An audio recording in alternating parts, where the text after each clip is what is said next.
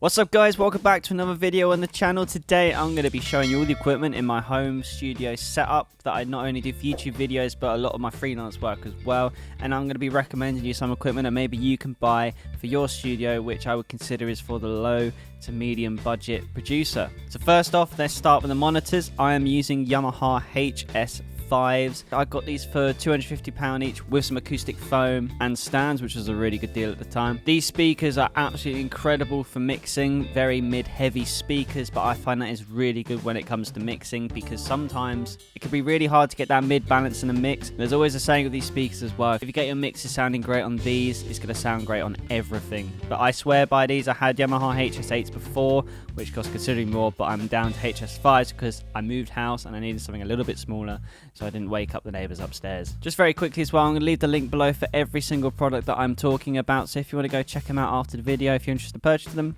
go ahead. The next thing I want to point out in my setup is my microphones of choice, and as you can see right now I have the SM7B by SHURE. This microphone is absolutely incredible. Anyone interested in buying this? I bought this SM7B for 270 quid on a good deal, which is probably about $340 if you're watching this from America. And this is just an incredible sounding microphone. It was so big in the 80s. You'll be amazed how many hits vocals were produced using this microphone. It is incredible. The only thing I'd say about this microphone for purchasing it, you need to have a good preamp. This needs a lot of gain. It's not condenser, it's a dynamic microphone, and to be able to work to its best abilities, you need to give it that preamp gain so it can work to its full capability. Which leads me on to the next item in my studio, which is actually a preamp. And I have the Golden Age Project Pre 73 Mark III preamp, or the vintage preamplifier, I'd like to call it, or the Golden Age Project.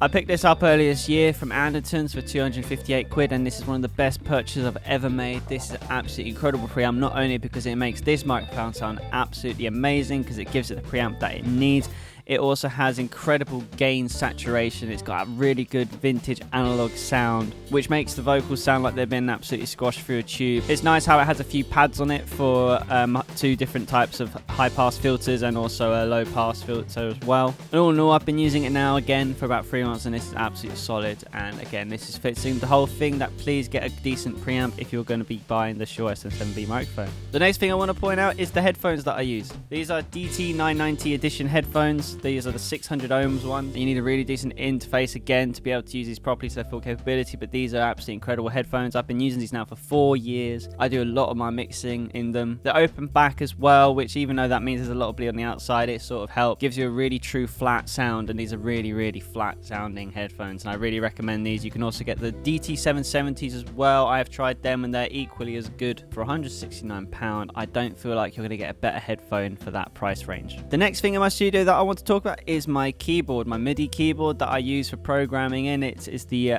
ALESIS V25 USB controller keyboard. I used to have a 64 key version, but again, downsized a little bit, but I find 25 keys has always been enough. For £65, it's a really, really, really good keyboard, especially as it has some pads on there as well. It's a really good brand, really reliable, and if you're looking for a keyboard around that price range, I highly recommend getting the V25, or maybe even just branching out a little bit more to the bigger version of it, as the keys are really sensitive, so you can get a really good control of velocity of notes. The last thing I want to point out is my most recent purchase, which I'm really excited about, was the SSL 2 Plus audio interface. I got this about a month ago. Even though I do have a decent preamp for my 7B, I also wanted to get a really decent interface because I sometimes found that I was getting some phase issues with the interface. You have to have focus right. Just wanted to upgrade my interface, and what's amazing about it is not only the different the different outputs there is, so I can have a pair of computer monitors going through it, my HS5s and my headphones. It also comes with a few different features which I think are really cool and a lot of other interfaces don't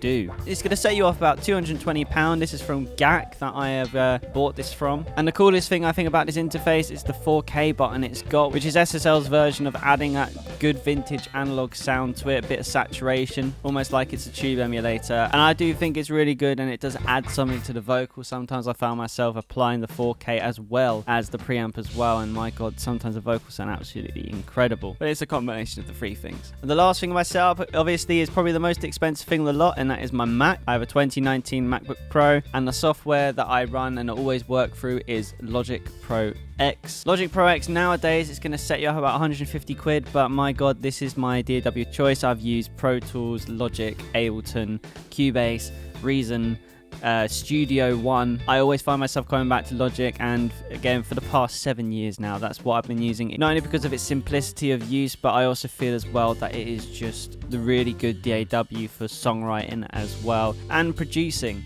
But there you have it, guys. That was my little bit of a studio tour and a little bit of advice as well for anyone who wants to set up a home studio. I hope you enjoyed this video, and again, like and subscribe if you want to see more content like this, and I'll also leave, again, links below to all the equipment that I have mentioned today for you to check out, and if you want to see if you want to purchase it or curious about it. Thank you for watching, guys, and I'll see you in the next one.